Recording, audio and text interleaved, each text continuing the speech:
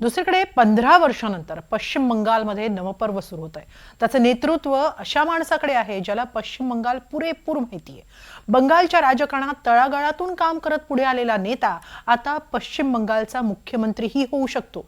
शुभेंदू अधिकारी, कधी काळी ममता बॅनर्जींचे सहकारी आणि आता पश्चिम बंगालमध्ये भाजपचा मुख्य चेहरा आणि मुख्यमंत्रीपदाचे दावेदार. पाहूया रस्त्यावरील आंदोलनातील लढवय्या कार्यकर्ता ते पक्षाला विजयाच्या समीप नेणारा नेता हा शुभेंदू अधिकारींचा प्रवास कसा होता ते. ममता बनर्जी का हराना बहुत जरूरी था।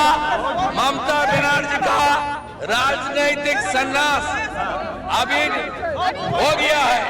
इस बार भी हरा 15,000 से ज्यादा वोट से। उन्होंने 15 राउंड तक थी। जब उनका मार्जिन खत्म करके मैं 556 वोट से आगे निकल गई, तब उन्होंने भागना चालू कर दिया। मुझे खास करके जो बंगाली हिंदू एरिया है क्षेत्र, भारतीय जनता पार्टी जिंदाबाद। बंगालला त्यांचा नवा कारभारी सापडलाय. शुभेंदू अधिकारी पश्चिम बंगालचे नवे मुख्यमंत्री होणार. शुभेंदू अधिकाऱ्यांच्या विजयाचं वैशिष्ट्य म्हणजे त्यांनी ती लढाई जिंकली आहे ज्या लढाईसाठी पश्चिम बंगालच्या इतिहासात रेकॉर्ड ब्रेक मतदान झालंय. निवडणुकीत दोन्ही टप्प्यांमध्ये 92% अधिक लोकांनी मतदान केलं आणि हीच निवडणूक त्यांनी जिंकली आहे.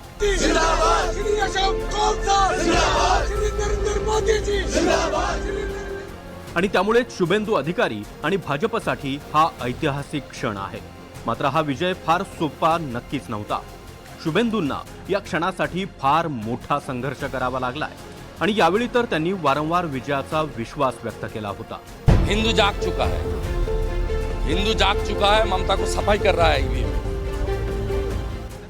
शुभेंदू यांच्या चेहऱ्यावर आजवरच्या या संघर्षाच्या खाणाखुणा पुरेपूर आहेत. ममता बॅनर्जींप्रमाणेच त्यांचाही चेहरा बंगालच्या मातीची खरी ओळख करून देणार आहे. तळागाळात राहून रस्त्यावर उतरून त्यांनी त्यांचा संघर्ष केलाय. जनतेत राहून त्यांच्या बरोबरीनं ते लढले आहेत. यंदाच्या निवडणूक प्रचारावेळी पंतप्रधानांनी झालमुरी खाल्ली आणि राजकारणात झालमुरीचा प्रवेश झाला. मात्र शुभेंदू अत्यंत सहजपणे लोकांमध्ये मिसळून झालमुरी बनवतातही आणि खातातही. त्यांची ही सहजता पाहिली की कळतं की त्यांचं राजकारण त्यांना जनतेशी जोडणार आहे, मातीशी नाळ सांगणार आहे. हीच ताकद त्यांनी ममतांना मात देण्यासाठी वापरली आहे. शुभेंदूंचा राजकीय प्रवास तसा बराच जुना आहे. एक वेळ ती होती जेव्हा ते ममता यांच्यासह त्यांची सावली बनून राजकारणाचे धडे गिरवत होते. ममतांच्या जोडीनंच त्यांच्या राजकारणाची सुरुवात झाली आहे. ममता बॅनर्जींचे सर्वात विश्वासू कमांडर ते राहिले आहेत. रस्त्यावरची लढाई त्यांनी ममतांकडूनच शिकली. तळागाळातील त्यांचा जनसंपर्क आणि जमिनीवरून लढण्याची त्यांची क्षमता निर्विवाद राहिली आहे. याच बळावर शुभेंदू एकामागोमाग एक निवडणुका जिंकत गेले. त्यांची सुरुवात कार्यकर्ता स्तरावरून झाली. 1995 मध्ये 25व्या वर्षी ते काँग्रेसच्या तिकिटावर कांठीमधून आमदार झाले.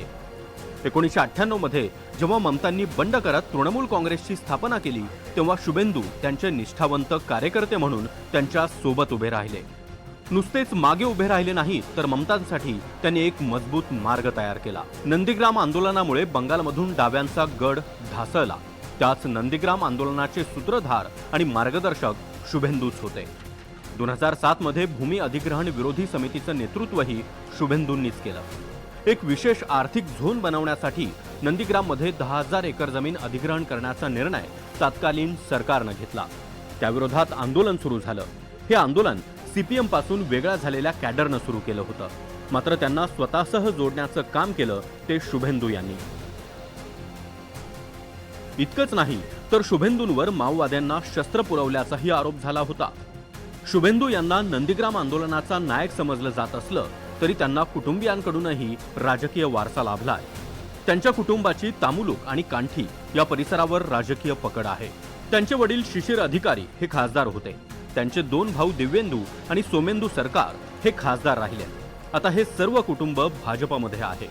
शिशिर अधिकारी मनमोहन सरकारमध्ये ग्रामीण विकास राज्यमंत्री राहिले आहेत. त्यावेळी नंदीग्राममधून टीएमसीचं नेतृत्व करणारे त्यांचे वडील शिशिर अधिकारी यांनी डाव्यांवर जोरदार टीका केली होती। আমাদের সূর্যকান্ত মিশ্র তিনি ইতিমধ্যে নারায়ণগড়ে হেরে গেছেন। শক্তি টুইট করছে হাজার নেশা এখনো কাটেনি। 2009 मध्ये शुभेंदू तामुलुक लोकसभा मतदारसंघातून खासदार झाले। त्यांनी सीपीएमचे नेता लक्ष्मण सेठ यांना सुमारे 2.25 लाख मतांनी पराभूत केलं होतं। 2014 मध्ये त्यांनी तामुलुकमधूनच निवडणूक जिंकली, मात्र त्यावेळी ते ममता सरकारमध्ये सामील झाले। त्यांना परिवहन खातं देण्यात आलं। याआधी त्यांनी नंदीग्राममधून विधानसभा निवडणूक जिंकली, मात्र पुढच्या 4 वर्षातच ममता आणि शुभेंदू यांच्या राजकीय मैत्रीमध्ये मिठाचा खडा पडला। ममता बॅनर्जी यांचे भाचे अभिषेक बॅनर्जी यांचा पक्षातील प्रवेश या वितुष्टामागे होता का? 2011 मध्ये अभिषेक बॅनर्जी तृणमूल काँग्रेसमध्ये सामील झाले, त्यावेळी शुभेंदू खासदार होते। अभिषेक यांनी डायमंड हार्बरमधून 2014, 2019 आणि 2024च्या निवडणुका जिंकत एक रेकॉर्ड स्थापित केला। 2014च्या लोकसभेत अभिषेक सर्वात तरुण खासदारांपैकी एक होते। 2024ची निवडणूक त्यांनी 7 लाखांपेक्षा अधिक मतांनी जिंकली होती। त्यांना सुरुवातीला तृणमूल युवक काँग्रेसचं अध्यक्षपद बहाल करण्यात आलं। हळूहळू पक्षात त्यांचं वजन वाढलं। ममता बॅनर्जींची राजकीय जवळीकही वाढली। शुभेंदू हळूहळू दूर जाऊ लागले। त्याचवेळी शुभेंदू अधिकारींचं नाव शारदा घोटाळा आणि नारडा स्टिंग ऑपरेशनशी जोडलं गेलं, मात्र कोणत्याही आरोपपत्रात त्यांचं नाव नव्हतं। डिसेंबर 2020 मध्ये शुभेंदू यांनी तृणमूलला रामराम ठोकला आणि भाजपात प्रवेश केला। त्यानंतर शुभेंदू अधिकारी यांनी आपली नवी राजकीय इनिंग अत्यंत हुशारीनं केली। 2021च्या विधानसभा निवडणुकीत त्यांनी नंदीग्राममधून ममता बॅनर्जींनाच हरवलं। त्यावेळी ते 1500 मतांच्या फरकानं जिंकले, मात्र ममतांना हरवणं हेच प्रतिकात्मक ठरलं। अर्थात या निवडणुकीत तृणमूल काँग्रेसची सरशी झाली आणि बहुमताचं सरकार स्थापन झालं। ममता बॅनर्जींनी भवानीपूरमधून निवडणूक जिंकत आपली विधानसभेची जागा सुरक्षित करून घेतली। शुभेंदूंना ममतांना पराभूत करण्याचं बक्षीस तात्काळ मिळालं। त्यांना भाजपनं विरोधी पक्षनेतेपद दिलं। त्यानंतर शुभेंदू अधिकाऱ्यांनी भाजपच्या राजकारणासाठी प्रचंड मेहनत घेतली। त्यांनी त्यांचे मुद्दे बदलले। घुसखोरांच्या मुद्द्यांवरून ते आक्रमक झाले। सीएए वरून देखील आपली भूमिका बदलली। गेल्या 4 वर्षात प्रत्येक मुद्द्यावर त्यांनी ममता आणि बंगाल सरकारला घेरण्याचा प्रयत्न केला। त्यानंतर आली ती 2026ची विधानसभा निवडणूक। पुन्हा एकदा दोघे आमने सामने आले। यावेळी रणमैदान होतं भवानीपूर विधानसभा मतदारसंघ। ममता बनर्जी फर्जी आधार कार्ड, फर्जी एपिक कार्ड बना रहा है और पूरा वोटर लिस्ट में कम से कम 1 करोड़ के आसपास रोहिंग्या मुसलमान। इथंही शुभेंदूंनी धाडस दाखवत ममतांना त्यांच्याच बालेकिल्ल्यात शह दिलाय। आता ज्योती बसू आणि ममता बॅनर्जींनंतर कोलकात्यात एका नव्या युगाची सुरुवात होतीये। Bureau report, NDTV Marathi.